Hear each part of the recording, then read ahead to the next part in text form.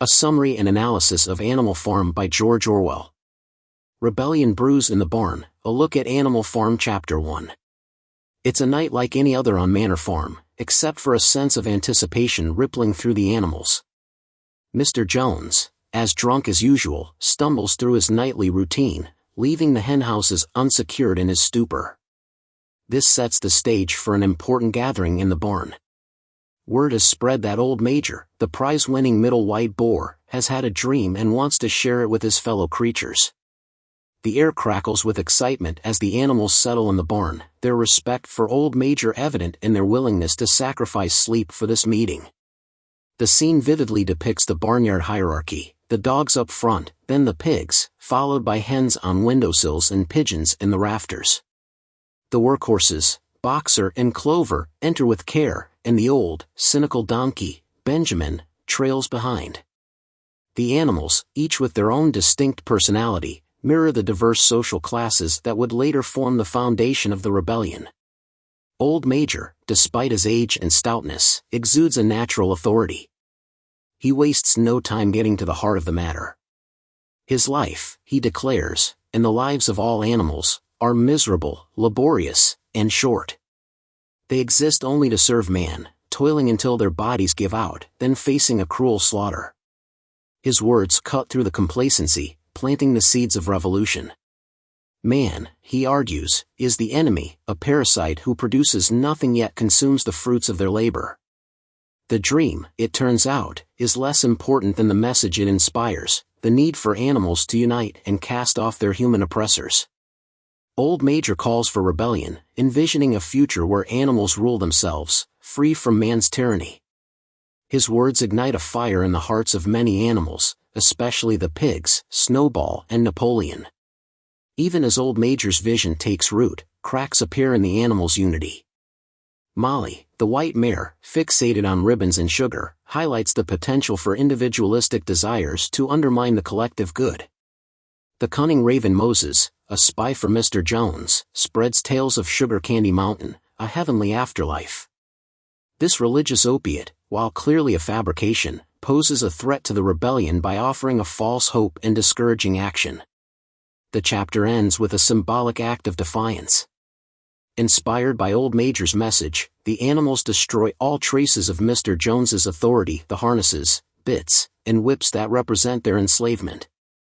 They sing Beasts of England, an anthem of hope for the future, and fall into a deep, contented sleep.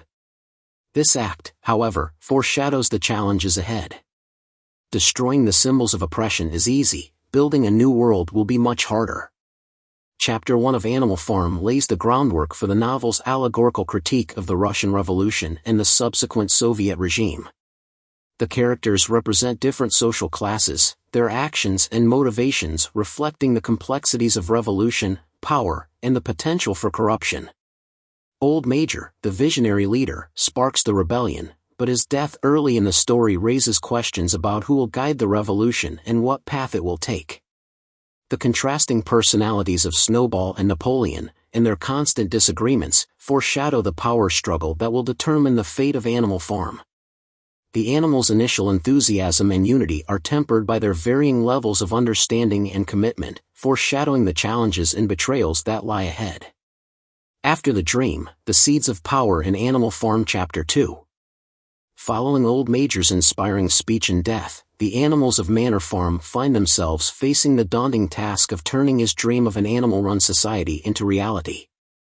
Chapter 2 chronicles the early days after the expulsion of Mr. Jones, highlighting the pigs' swift ascent to power and the gradual erosion of the Seven Commandments, the very principles meant to guide their new society. The first seeds of trouble are sown when the pigs, Snowball and Napoleon in particular, begin to reinterpret Old Major's teachings into a system they dub animalism. Secret meetings in the barn replace the old camaraderie of shared work, creating a divide between the intellectually inclined pigs and the other, less clever animals. The very act of organizing, of translating broad principles into concrete action, offers the first opportunity for the pigs to manipulate the narrative and consolidate their influence. The rebellion itself is a chaotic affair, driven by hunger and desperation as much as by revolutionary zeal. The animals, driven to action by Mr. Jones's negligence, chase the farmer and his men off the farm in a frenzy of liberation. They revel in their newfound freedom, destroying symbols of oppression and renaming Manor Farm to Animal Farm. This moment of unity, however, is fleeting. The animals, united in their hatred of Mr. Jones, lack a clear vision of what their new society will look like. The establishment of the Seven Commandments, painted in bold letters on the barn wall, marks a pivotal moment in the animals' journey. These principles, intended to ensure equality and safeguard against human vices, become the cornerstone of Animal Farm. The irony, of course, lies in the fact that the pigs, the self-appointed guardians of animalism, are already laying the groundwork for their own privileged status. One of the most telling incidents occurs when the cows, their udders bursting, are milked by the pigs. The animals, expecting a communal feast, are surprised to find that the creamy milk vanishes. Squealer, with his knack for persuasive rhetoric, explains that the milk, along with the windfall apples, has been reserved for the pigs. He justifies this by claiming that the pigs, as brainworkers, need special nourishment to ensure the farm's success. This early act of deception marks a turning point. The pigs, by claiming special privileges, betray the principle of equality enshrined in the Seven Commandments. Squealer's propaganda machine, always working behind the scenes, skillfully manipulates the animal's perception of events. His talent for twisting language and exploiting the animal's limited memories ensures that the pig's actions, however contradictory to animalism, are always presented as being in the best interests of the farm. The sheep, with their mindless bleating of 4 legs good, 2 legs bad, serve as a convenient chorus, drowning out any potential dissent. The pigs' control over information and their ability to manipulate language become powerful tools in their quest for absolute power. Chapter 2 concludes with Napoleon's sudden seizure of the 9 puppies born to Jessie and Bluebell.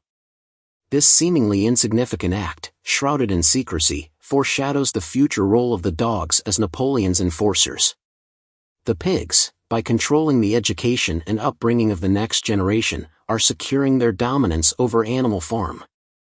Chapter 2 of Animal Farm is a masterclass in how power, once seized, can be gradually consolidated through manipulation, propaganda, and the strategic use of fear. The pigs, while initially presenting themselves as champions of equality, quickly reveal their true intentions. Their actions, seemingly small and justifiable at first, set a dangerous precedent, paving the way for the tyranny that will eventually consume Animal Farm. The Harvest of Hope and the Seeds of Discontent, a look at Animal Farm Chapter 3. As the animals of Animal Farm bask in the initial triumph of their rebellion, Chapter 3 paints a vivid picture of their collective effort to build a new society based on the principles of animalism.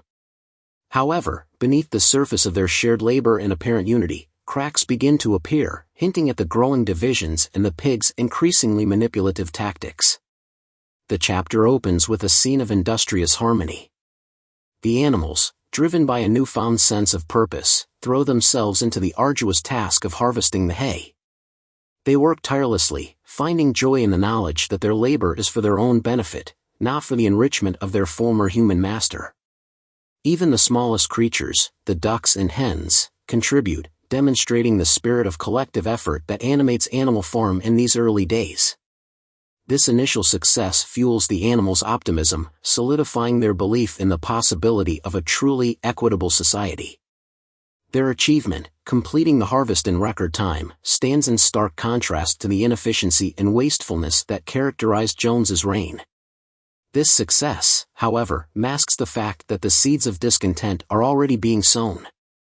The pigs, despite contributing little in terms of physical labor, quickly established themselves as the brainworkers, directing and supervising the other animals. Boxer, the strong but uncritical workhorse, becomes a symbol of unwavering loyalty, his personal motto, "I will work harder," echoing the pigs' demands for increased productivity. This unquestioning obedience, while beneficial to the pigs, reveals the inherent danger in accepting authority without critical thinking. Sundays on Animal Farm take on a ritualistic significance. The hoisting of the green flag, adorned with a hoof and a horn, symbolizes their hope for a future republic of the animals, free from human domination. The weekly meeting, a forum for planning and debate, becomes a stage for Snowball and Napoleon to showcase their contrasting leadership styles. Snowball, the visionary idealist, proposes ambitious schemes for modernization and improvement, while Napoleon, the shrewd tactician, works behind the scenes, consolidating his power and cultivating a loyal following. Snowball's animal committees, designed to promote education and civic engagement, initially generate excitement among the animals. However, most of these initiatives flounder, highlighting the practical challenges of implementing abstract ideals. The failure of the Wild Comrades Re-Education Committee underscores the inherent difficulty in bridging the gap between the domesticated animals and their wild counterparts. This episode foreshadows the pigs' eventual betrayal of the principle of animal unity, as they come to see themselves as superior to other species. Napoleon's focus on the education of the young, exemplified by his seizure of the 9 puppies, reveals his long-term strategy for maintaining control. By indoctrinating the next generation, he ensures that the principles of animalism will be shaped to serve his own interests. This act, seemingly benign on the surface, marks a significant step towards the totalitarian regime that will eventually grip Animal Farm. The issue of the milk and apples resurfaces, igniting the first open discontent among the animals. The pigs, unabashedly claiming these delicacies for themselves, offer a chilling demonstration of their willingness to disregard the principle of equality. Squealer, once again, steps in to pacify the animals, deploying his formidable propaganda skills. His argument, that the pigs need these special foods to maintain their mental acuity, is a blatant manipulation, designed to silence dissent and secure the pigs' privileged status. The animals' acceptance of Squealer's explanation, fueled by their fear of Jones's return, reveals the vulnerability of a population deprived of critical thinking skills. Chapter 3 concludes with the animals, driven by Boxer's unwavering dedication, working themselves to exhaustion to bring in the harvest. The narrator's chilling observation that all the animals were happy as they had never conceived it possible to be is laced with irony, highlighting the contrast between their perceived happiness and the reality of their exploitation. This chapter, while showcasing the initial successes of the animal-run farm, serves as a potent reminder of the ease with which ideals can be corrupted and how power, left unchecked, inevitably leads to tyranny. Chapter 3 of Animal Farm marks a crucial stage in the animals' descent from the euphoria of rebellion to the harsh reality of totalitarian rule. The pigs, through their calculated actions and skillful manipulation, are slowly but surely transforming Animal Farm into a mirror image of the human society they so vehemently sought to overthrow. The Battle of the Cowshed and the Expansion of the Rebellion, an examination of Chapter 4 in Animal Farm. Chapter 4 of Animal Farm marks a significant turning point in the narrative, shifting the focus from the internal dynamics of Animal Farm to its relationship with the surrounding human society. The chapter chronicles the escalating tensions between the animals and their human neighbors, culminating in the pivotal Battle of the Cowshed, a violent clash that solidifies the animals' control over their farm while also laying bare the pigs' growing thirst for power and their willingness to distort the truth to maintain control. News of the animal rebellion at Manor Farm spreads like wildfire, reaching the neighboring farms of Foxwood and Pinchfield. Mr. Pilkington, the easygoing owner of Foxwood, and Mr. Frederick, the shrewd and ruthless proprietor of Pinchfield, initially dismissed the rebellion as a foolish endeavor doomed to fail. However, as the animals' success becomes undeniable, fear and resentment take root, prompting them to spread malicious rumors about Animal Farm, depicting the animals as savage and depraved. These lies, while absurd, reflect the deep-seated fear among the human farmers that the rebellion might inspire their own animals to revolt. The spread of Beasts of England, the revolutionary anthem that encapsulates the animals' hopes for a better future, further fuels the anxiety among the human population. The song's message of freedom and equality resonates with the oppressed animals on neighboring farms, leading to acts of defiance and rebellion. The human response, characterized by floggings and attempts to suppress the song, underscores the inherent threat that Animal Farm poses to the existing social order. The escalating tensions between the animals and the humans inevitably lead to open conflict. Mr. Jones, driven by a desire to reclaim his lost property and fueled by alcohol, rallies a group of men and launches an attack on Animal Farm. Snowball, who has diligently studied military tactics, takes charge of the defense, strategically deploying the animals in a two-pronged attack that catches the humans off guard. The pigeons, geese, sheep, and horses all play a role in repelling the invaders, demonstrating a remarkable display of courage and solidarity in the face of danger. Boxer, with his immense strength and unwavering loyalty, emerges as a formidable force, striking fear into the hearts of the attackers. His ferocity, however, is tempered by a sense of moral restraint. When he pins one of the dogs to the ground, he looks to Napoleon for guidance before delivering the killing blow, revealing his inherent respect for authority and his adherence to the principles of animalism.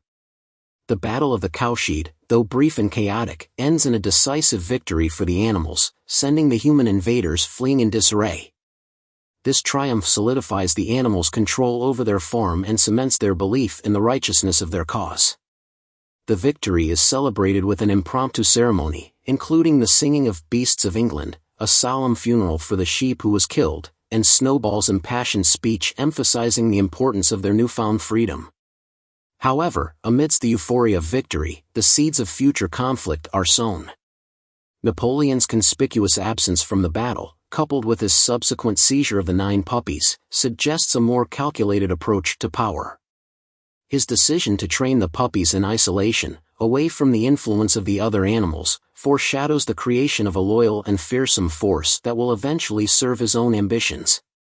This act, though seemingly insignificant at the time, marks a crucial step towards the establishment of a totalitarian regime on Animal Farm. The Battle of the Cowshed, while a triumph for the animals, ultimately serves as a catalyst for the pigs' ascent to power. The victory, achieved through the collective effort of all the animals, is quickly appropriated by the pigs, who use it to justify their increasing control over the farm's affairs. Snowball's heroism is downplayed, while Napoleon's role is inflated, setting the stage for the eventual expulsion of Snowball and the consolidation of Napoleon's dictatorship. Chapter 4 of Animal Farm is a powerful exploration of the complexities of revolution and the ease with which ideals can be corrupted. The Battle of the Cowshed, initially a symbol of unity and resistance, becomes a stepping stone for the pigs' rise to power, marking a pivotal moment in the animals' tragic descent from the hope of a better future to the grim reality of totalitarian rule. Winds of Change and the Seeds of Tyranny, a look at Chapter 5 of Animal Farm. Chapter 5 of Animal Farm marks a pivotal turning point, as the fragile unity and shared purpose that characterized the early days of the rebellion begin to crumble under the weight of internal power struggles and the pigs' increasingly manipulative tactics. The chapter centers around the escalating conflict between Snowball and Napoleon, culminating in Snowball's dramatic expulsion and the consolidation of Napoleon's absolute authority. The dream of an egalitarian animal society, once so bright, begins to fade as the pigs, led by the ruthless Napoleon, establish a regime marked by fear, propaganda, and the systematic erosion of the animals' hard-won rights.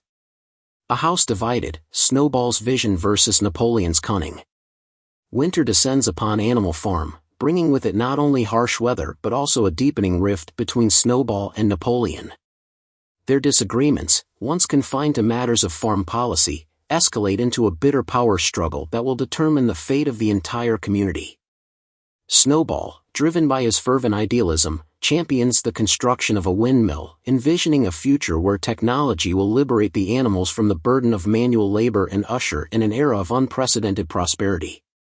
His plans, meticulously crafted and presented with fiery eloquence, captivate the imaginations of the animals, inspiring hope for a brighter future. Napoleon, in contrast, adopts a more pragmatic, if cynical, approach. He dismisses the windmill as a frivolous waste of time and resources, arguing instead for a focus on strengthening the farm's defenses against potential human attacks. His strategy, however, is not solely driven by concern for the animals' safety, it's a calculated move to undermine Snowball's popularity and position himself as the true leader of Animal Farm.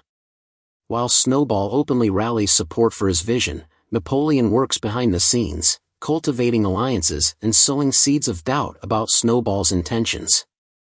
The sheep, a chorus of blind obedience.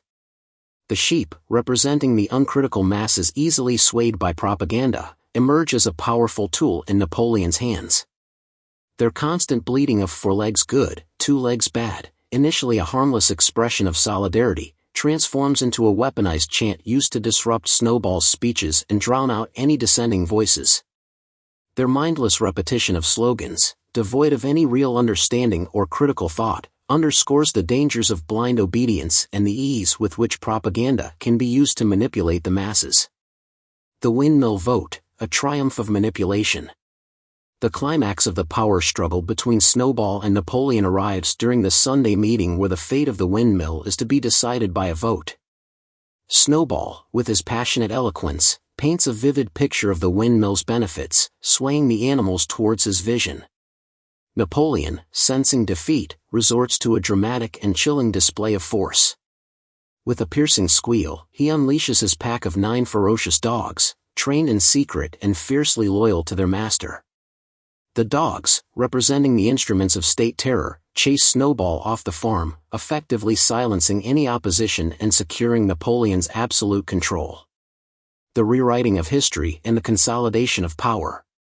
With Snowball gone, Napoleon wastes no time in consolidating his power and reshaping the narrative of the rebellion to suit his own ends. Squealer, the master propagandist, is dispatched to explain the new order to the bewildered animals. He argues that Napoleon, despite his previous opposition to the windmill, was actually its true architect, while Snowball was nothing more than a criminal who had stolen Napoleon's plans. He further claims that Snowball was a traitor from the start, secretly working with Jones to sabotage the rebellion. The animals, confused and frightened, readily accept Squealer's explanations, their critical thinking abilities eroded by fear and constant propaganda. Boxer, ever the loyal follower, sums up the prevailing sentiment: if Comrade Napoleon says it, it must be right. This blind faith in authority, coupled with the suppression of dissent and the rewriting of history, lays the foundation for the totalitarian regime that will come to dominate Animal Farm. The windmill, a symbol of exploitation. Napoleon's announcement that the windmill will be built after all, despite his previous condemnation of it, reveals the extent of his hypocrisy and his willingness to exploit the animals' labor for his own gain. The animals, eager to believe in their leader, embrace the project with renewed enthusiasm, unaware that the windmill, once a symbol of hope and progress, has transformed into a monument to their own oppression. The rise of the pigs and the erosion of animal rights. As the animals toil relentlessly to rebuild the windmill, the pigs, under Napoleon's leadership, systematically dismantle the principles of animalism and establish a system of privilege and control that mirrors the very human tyranny they had overthrown. The animals, despite working harder than ever, receive less food and are subjected to increasingly harsh living conditions. The pigs, on the other hand, live in luxury in the farmhouse, enjoying the best food, comfortable beds, and exemption from manual labor. The 7 Commandments, once the unalterable laws governing Animal Farm, are gradually rewritten to justify the pigs' actions. The resolution against trade and the use of money, once a cornerstone of animalism, is conveniently forgotten. The pigs engage in trade with neighboring human farmers, using the animals' labor to generate profits that benefit only themselves. When the animals faintly recall a resolution against pigs sleeping in beds, Squealer cleverly alters the 4th commandment to read, "No animal shall sleep in a bed with sheets." This blatant manipulation of language, designed to obfuscate the truth and maintain the pig's power, reflects the insidious nature of totalitarian propaganda. The most chilling alteration comes with the 6th commandment, which originally stated, "No animal shall kill any other animal." Following the execution of the traitors accused of conspiring with Snowball, the commandment is amended to include the phrase "without cause." This sinister addition effectively grants the pigs the power of life and death over the other animals, solidifying their tyrannical rule and eliminating any semblance of justice or accountability. Chapter 5 of Animal Farm serves as a stark warning about the dangers of unchallenged authority, the seductive power of propaganda, and the fragility of revolutions. The pigs' gradual transformation from liberators to oppressors, mirroring the human tyranny they had vowed to overthrow, highlights the cyclical nature of power and the ease with which ideals can be corrupted. The chapter ends with a sense of foreboding, as the animals, those still clinging to the remnants of their revolutionary dreams, find themselves trapped in a system of exploitation and fear, ruled by a ruthless dictator who has betrayed the very principles he once espoused. Toil, lies, and the crumbling facade of equality. A look at Chapter 6 of Animal Farm. Chapter 6 of Animal Farm plunges the reader deeper into the dystopian reality of the once hopeful rebellion.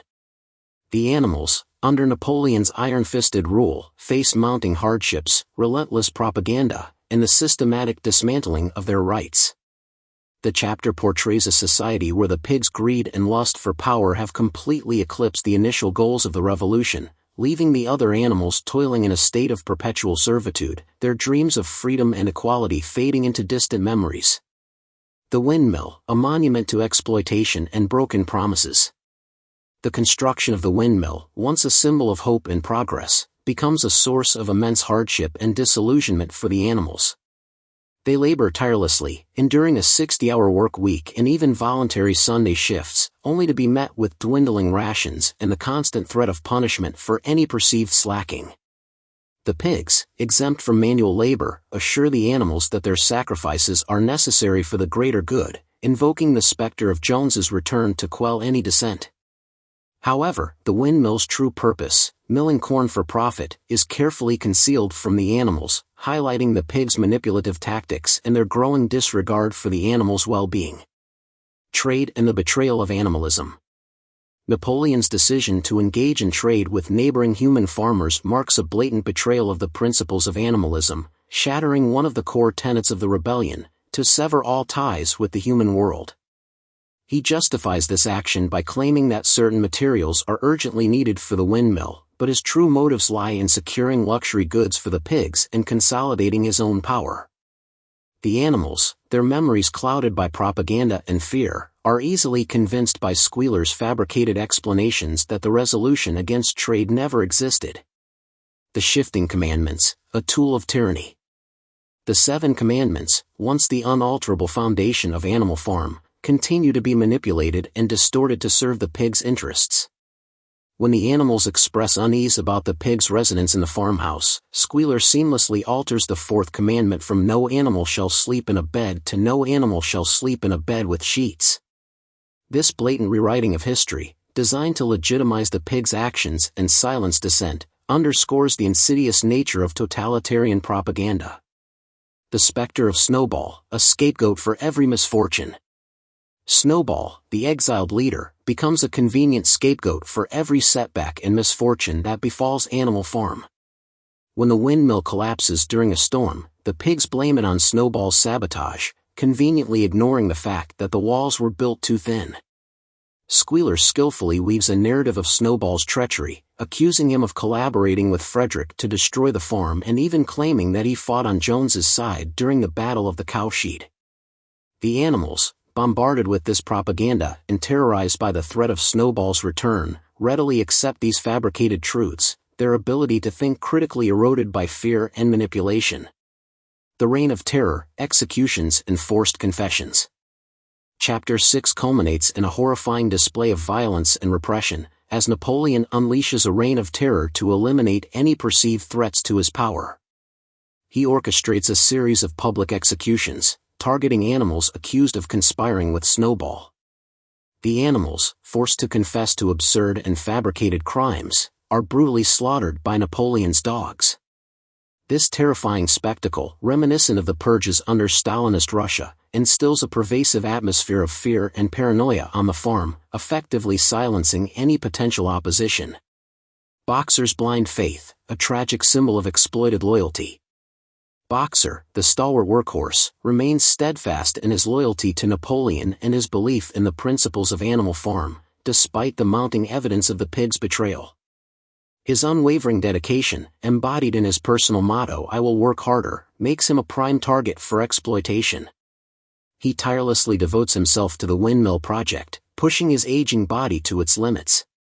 His tragic fate, foreshadowed by his declining health and the pig's callous disregard for his well-being, serves as a stark reminder of the dangers of blind faith and the tragic consequences of unquestioning obedience in a totalitarian regime. The distortion of Beasts of England, erasing the dream. The banning of the revolutionary anthem Beasts of England symbolizes the pigs' complete suppression of the original ideals of the rebellion. Squealer justifies this action by claiming that the song is no longer relevant, as the rebellion has been achieved. In its place, a new song, composed by Minimus, praising Napoleon and Animal Farm is introduced. However, this new anthem lacks the soul-stirring power and the message of hope and liberation that characterized Beasts of England, reflecting the hollowness of the pigs' promises and the crushing reality of life under their oppressive rule. Chapter 6 of Animal Farm depicts a society where the pigs' lust for power has triumphed over the principles of equality and justice. The animals, manipulated by propaganda, terrorized by the threat of violence, and exhausted from relentless labor, find themselves trapped in a system that mirrors the human tyranny they had fought so hard to overthrow. The chapter ends on a chilling note, as the animals, their dreams of freedom shattered, accept their fate with a sense of resignation, their once vibrant hope for a better future replaced by a bleak acceptance of their oppressive reality. The grip tightens. A look at Chapter 7 of Animal Farm. Chapter 7 of Animal Farm follows the events of the previous chapter where the animals have endured a violent purge and the banning of their revolutionary anthem, Beasts of England. The chapter marks a significant turning point in the narrative, as the animals' hope for a better future is systematically crushed under Napoleon's totalitarian rule. Starvation, propaganda, and the rewriting of history. The animals, under Napoleon's increasingly tyrannical leadership, face a harsh winter with dwindling food supplies. Rations are continually reduced, and the animals are constantly reminded of the supposed abundance they enjoy compared to the days of Jones. Squealer, the master propagandist, manipulates statistics and employs deceptive tactics to convince the animals that their situation is improving, despite the gnawing hunger in their bellies. He argues that a rigid equality in rations would contradict the principles of animalism, cleverly justifying the pigs' privileged access to abundant food and alcohol. Snowball's ghost, a weapon of fear and control. The specter of Snowball continues to haunt Animal Farm, serving as a convenient scapegoat for all misfortunes and a justification for Napoleon's tightening grip on power. Squealer expertly exploits the animals' fear and ignorance, weaving elaborate tales of Snowball's treachery and sabotage. He attributes the failure of the windmill to Snowball's alleged meddling, conveniently diverting attention from the pig's own incompetence. Any dissent or questioning of Napoleon's authority is swiftly attributed to Snowball's influence, effectively stifling any potential rebellion. The Hens' Rebellion, a brutal suppression of dissent. When Napoleon demands that the hens surrender their eggs to be sold for profit, they stage a desperate rebellion, refusing to part with the eggs they have painstakingly laid. Their protest, a last flicker of defiance against the pigs' tyranny, is met with swift and brutal repression. Napoleon cuts off their rations and sentences any animal who aids them to death. The hens, facing starvation, eventually capitulate, and 9 of their number perish in the struggle. This chilling episode, reminiscent of Stalin's crackdown on peasant resistance during the collectivization of agriculture, demonstrates Napoleon's ruthless determination to crush any opposition to his rule. Boxer's tragic end, a betrayal of loyalty. The chapter chronicles the tragic decline of Boxer, the loyal workhorse who has dedicated his life to the ideals of Animal Farm. His unwavering faith in Napoleon and his motto "I will work harder" make him a victim of the pigs' exploitation. As he pushes himself to the breaking point to rebuild the windmill, his health deteriorates, culminating in a collapse that leaves him unable to work. Napoleon, feigning concern, promises to send him to a veterinary hospital in Willingdon. However, the van that arrives bears the chilling inscription "Horse Slaughterer," foreshadowing Boxer's grim fate. The distortion of reality, the final betrayal. Squealer, ever the master manipulator, spins a web of lies to conceal the truth of Boxer's demise.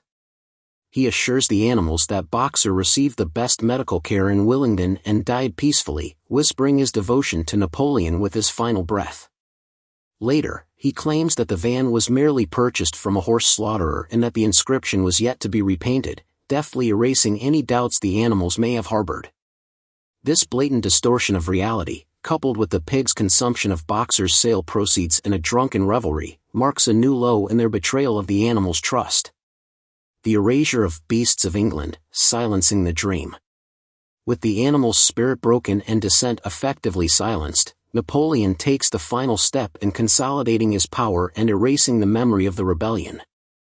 He bans the singing of Beasts of England, claiming that the song of revolution is no longer relevant in a society where the rebellion has supposedly triumphed. In its place, a new anthem, devoid of the original song's revolutionary fervor and message of equality, is introduced. This act symbolizes the complete eradication of the ideals that once ignited the animals' hope for a better future. Chapter 7 concludes with a chilling sense of despair, as the animals, their memories clouded by propaganda, their spirits crushed by violence, and their hopes for a just and equal society extinguished, trudge on under the pigs' iron-fisted rule. The chapter serves as a powerful indictment of totalitarian regimes and the devastating consequences of unchecked power, highlighting the insidious nature of propaganda, the erosion of truth, and the betrayal of ideals in the face of unbridled ambition. A Twisted New Reality, an examination of Chapter 8 of Animal Farm. Chapter 8 of Animal Farm plunges the reader further into the darkness of the now fully realized totalitarian regime on the farm. The principles of animalism, once a beacon of hope, are now openly and shamelessly manipulated and distorted by the pigs to solidify their power and privilege. The chapter portrays a society warped by fear, propaganda, and the pigs' relentless drive to emulate the very human tyranny they once overthrew. The Commandments reimagined, openly embracing inequality. The pigs' alteration of the Seven Commandments continues, with the most significant change occurring in this chapter. Clover, noticing something amiss, asks Benjamin to read her the sixth commandment. The animals had believed it to be "No animal shall kill any other animal," but Benjamin reveals the chilling truth. It now reads "No animal shall kill any other animal without cause." This subtle addition, strategically implemented to justify the executions of Chapter 7, highlights the pigs' masterful manipulation of language to legitimize their brutal actions. Propaganda and distortion, maintaining the illusion of progress. Squealer, the pig's chief propagandist, continues to play a crucial role in maintaining the illusion of progress and prosperity on Animal Farm. He bombards the animals with fabricated statistics, claiming significant increases in food production despite the reality of dwindling rations and persistent hunger. The animals, their memories of the past fading under the weight of propaganda and fear, accept these claims without question, highlighting the effectiveness of Squealer's manipulative tactics. Napoleon's cult of personality, elevating the leader to godlike status. Napoleon's image and status undergo a dramatic transformation in this chapter. He is no longer simply referred to as Napoleon but is consistently addressed with grandiose titles like Our Leader, Comrade Napoleon, Father of all animals, and Terror of mankind. This deliberate elevation of Napoleon to a godlike figure, reminiscent of the cult of personality surrounding Stalin, serves to reinforce his authority and discourage any dissent or challenge to his rule. Betrayal and shifting alliances, the treacherous world of power. Napoleon engages in a series of complex negotiations with the neighboring farmers, Frederick and Pilkington, ultimately betraying his supposed alliance with Pilkington by selling the timber to Frederick. This act of treachery, driven by Napoleon's greed and lust for power, underscores the fickle and self-serving nature of his leadership. He readily discards alliances and principles to further his own ambitions, mirroring the realpolitik practices of totalitarian leaders. The Battle of the Windmill, a Pyrrhic victory and a testament to Boxer's sacrifice. Frederick, having acquired the timber through deceit, launches a brutal attack on Animal Farm, destroying the windmill the animals had painstakingly rebuilt. Although the animals eventually repel the attack, their victory is a costly one, marked by casualties and the destruction of their hard work. Boxer, the embodiment of selfless dedication, sustains serious injuries while defending the farm, foreshadowing his tragic fate. The manipulation of truth, rewriting the narrative of the battle.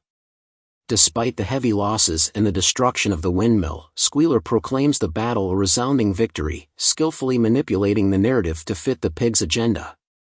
He emphasizes the expulsion of the human invaders, downplaying the destruction and casualties. Boxer, ever the faithful follower, accepts Squealer's version of events, clinging to the belief that any action endorsed by Napoleon must be right. Boxer's demise, the ultimate betrayal of loyalty and sacrifice. Boxer, weakened by his injuries and advancing age, collapses while working on the windmill.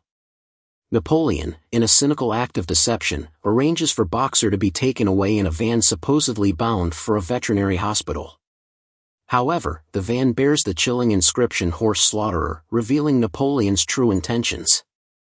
Squealer, with his characteristic mastery of propaganda, fabricates a story of Boxer's peaceful death in the hospital, claiming that his last words were in praise of Napoleon. This blatant lie, coupled with the pigs' use of the money from Boxer's sale to purchase whiskey for themselves, represents the ultimate betrayal of Boxer's unwavering loyalty and tireless sacrifice. Whispers of the past, the persistent memory of beasts of England. Even as the pigs tighten their grip on power, the memory of the original ideals of animalism persists. Despite the ban on singing Beasts of England, the animals secretly retain the song in their hearts. This act of silent defiance suggests that the dream of a just and equal society, although suppressed, has not been completely extinguished. Chapter 8 ends with a chilling premonition of the farm's dystopian future. The pigs' control over the animals is absolute, their propaganda unquestioned, and their power unchallenged. The animals, their hopes for a better life dashed, have become accustomed to a reality of hard work, meager rations, and constant fear. The chapter serves as a stark warning against the dangers of unchecked power, the insidious nature of propaganda, and the ease with which ideals can be corrupted in the pursuit of personal gain. Animal Farm under full control, an in-depth look at Chapter 9 of Animal Farm. Chapter 9 of Animal Farm presents a society that has fully succumbed to the totalitarian rule of the pigs. The ideals of the rebellion have been twisted beyond recognition, and the animals, manipulated and controlled by propaganda and fear, live in a state of subservience to their pig overlords. The chapter focuses on the consolidation of the pigs' power, the widening gap between their lavish lifestyle and the animals' continued hardship, and the tragic consequences of Boxer's unwavering loyalty and sacrifice. Life under the pigs' rule, hard work, meager rations, and the illusion of progress. The animals on Animal Farm continue to toil tirelessly, driven by the belief that they are working for their own benefit. However, life remains harsh and unforgiving. Rations are perpetually low, winters are bitterly cold, and the animals are constantly reminded of the supposed abundance they enjoy compared to the days of Jones. Squealer, ever the master of propaganda, continues to manipulate figures and statistics to present a facade of prosperity, effectively masking the reality of the animals' ongoing hardship. The expansion of Animal Farm, a sign of prosperity or a mask for exploitation? Despite the animals' continued hardship, Animal Farm appears to be thriving. The farm has expanded, acquiring 2 additional fields from Mr. Pilkington. The windmill has finally been completed, and the farm boasts new machinery and buildings. However, the animals themselves see little benefit from this apparent prosperity. The pigs, on the other hand, live in increasing luxury, enjoying a lifestyle that mirrors the human oppressors they once overthrew. Boxer's fate, a heartbreaking betrayal of loyalty and sacrifice. Boxer, the aging workhorse who has dedicated his life to the farm, suffers a devastating collapse while hauling stone for the new windmill. Napoleon promises to send Boxer to a veterinary hospital in Willingdon, but the van that arrives belongs to a horse slaughterer. Squealer, as always, concocts a fabricated story to explain Boxer's disappearance, claiming that he died peacefully in the hospital while professing his loyalty to Napoleon. This callous betrayal of Boxer, who embodied the spirit of hard work and unwavering loyalty, underscores the pigs' complete disregard for the animals' well-being. The pigs' ascendance, blurring the lines between oppressor and oppressed. The pigs, having solidified their power and eliminated any potential threats, begin to openly embrace the lifestyle of the human farmers they once rebelled against. They move into the farmhouse, sleep in beds, wear human clothes, drink alcohol, and engage in trade with the neighboring farms. This gradual adoption of human habits and behaviors signifies the pigs' complete transformation into the very image of their former oppressors. Animalism Redefined, The Corruption of Ideals and the Triumph of Inequality. The Seven Commandments, the foundation of animalism, have been systematically altered and manipulated to serve the pig's interests. The original principles of equality and animal liberation have been twisted beyond recognition. The pigs, through their control of information and their use of fear and propaganda, have established a totalitarian regime where they hold absolute power and the other animals live in a state of unquestioning obedience. The Return of Moses and Sugar Candy Mountain, a tool for control and pacification. Moses, the tame raven and purveyor of tales about Sugar Candy Mountain, reappears on the farm. His stories of a heavenly afterlife, where animals find eternal rest and reward, serve as a convenient tool for the pigs to pacify the overworked and disillusioned animals. By allowing Moses to remain on the farm and spread his tales, the pigs offer a false hope that distracts the animals from the harsh realities of their present lives. The Pigs and the Farmers, A New Alliance and the Betrayal of the Rebellion. Napoleon, in a move that symbolizes the ultimate betrayal of the rebellion, invites a group of neighboring farmers to tour Animal Farm.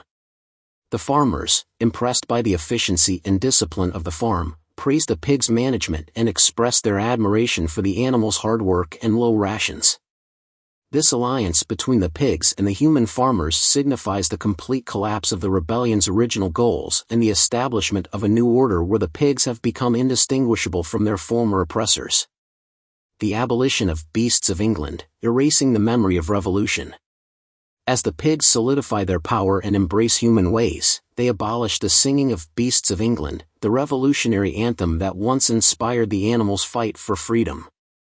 This act symbolizes the pigs' efforts to erase the memory of the rebellion and to suppress any lingering hopes for a return to the original ideals of animalism.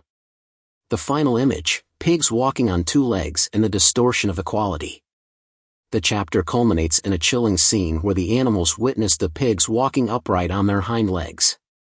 Clover, realizing the gravity of this transformation, asks Benjamin to read the Seven Commandments. To her horror, she discovers that the wall now bears only a single commandment: all animals are equal, but some animals are more equal than others. This final, grotesque distortion of the principles of animalism marks the complete triumph of the pig's tyranny and the utter corruption of the rebellion's original goals. Chapter 9 concludes with a sense of profound disillusionment and despair. The animals, manipulated and controlled by the pigs' propaganda and fear tactics, have lost sight of their original dream of a just and equal society. The farm, once a symbol of hope and liberation, has become a chilling reflection of the human tyranny it was meant to overthrow. The chapter serves as a powerful warning against the dangers of unchecked power, the insidious nature of propaganda, and the fragility of ideals in the face of corruption and greed. Years pass and the Manor Farm returns, a look at Chapter 10 of Animal Farm. Many years pass after the events of the previous chapter, during which the farm continues to prosper, expanding its holdings to include 2 fields purchased from Mr. Pilkington. A second windmill is under construction and the farm now boasts its own threshing machine and hay elevator. However, this outward appearance of success masks a deeply unsettling reality: the animals, except for the pigs and dogs, are no richer than they were in the days of Jones. The pigs consolidate power and blur the lines between animal and human. As time passes, the lines between animal and human continue to blur. The pigs begin carrying whips in their trotters while supervising the farm work. They acquire human luxuries like a wireless set, a telephone, and subscriptions to human newspapers and magazines. Napoleon himself is seen smoking a pipe in the farmhouse garden, and the pigs begin wearing human clothes retrieved from Mr. Jones's wardrobe. Napoleon even changes the name of the farm back to the Manor Farm, erasing one of the most significant symbols of the animals' revolution. The 7 Commandments are reduced to a single, twisted maxim. The 7 Commandments, once the unalterable laws of animalism, have been reduced to a single, chilling statement: all animals are equal, but some animals are more equal than others. This perversion of the original principles of equality and animal liberation marks the complete triumph of the pig's tyranny and the utter corruption of the rebellion's original goals. The animals remain trapped in a cycle of labor and propaganda. Despite their hardships, the animals still cling to the belief that their lives are better than they were under Jones's rule. They take pride in owning and operating their own farm, even though they work tirelessly and receive meager rations. They find solace in the memories of the rebellion and the dream of a future republic of the animals, though that dream seems increasingly distant. The pigs, through their control of information and their use of fear and propaganda, have successfully maintained their grip on power, perpetuating a system of exploitation and inequality that mirrors the human society they once sought to overthrow. Napoleon hosts a dinner party for neighboring farmers. In a symbolic gesture that signifies the pigs' complete assimilation into the world of human oppressors, Napoleon invites neighboring farmers to a dinner party at the farmhouse. The animals, observing this gathering from the garden, are struck by the sight of pigs and humans interacting on seemingly equal terms. This scene marks a profound shift in the power dynamic on Animal Farm, with the pigs now occupying the position of authority once held by Mr. Jones. The pigs and humans forge an alliance based on mutual exploitation. During the dinner party, Mr. Pilkington, one of the neighboring farmers, delivers a speech praising the pigs' management of the farm. He commends the animals' hard work, their low rations, and the strict discipline that prevails on Animal Farm. This speech highlights the perverse alliance that is formed between the pigs and the human farmers, both of whom benefit from the exploitation of the animals' labor. The pigs have gained power and status, while the humans are assured of a continued supply of cheap agricultural products. The cycle of oppression comes full circle. The novel concludes with a chilling scene in which the animals, peering through the farmhouse window, witness the pigs and the human farmers engaged in a game of cards. The faces of the pigs, contorted in concentration and amusement, become indistinguishable from the faces of the humans. This final image underscores the tragic irony of the animals' revolution. In their quest to overthrow human tyranny, they have inadvertently created a new form of oppression, one that is arguably even more insidious and absolute than the regime they replaced. The enduring message of Animal Farm. Chapter 10 serves as a sobering reminder of the dangers of unchecked power, the seductive nature of propaganda, and the ease with which revolutionary ideals can be corrupted. It leaves the reader with a sense of profound disillusionment, but also a renewed awareness of the importance of vigilance, critical thinking, and the ongoing struggle for a truly just and equitable society. Thank you for listening. I hope this content is useful to you. If you like this kind of content, please like, share, and subscribe to our channel to support our team.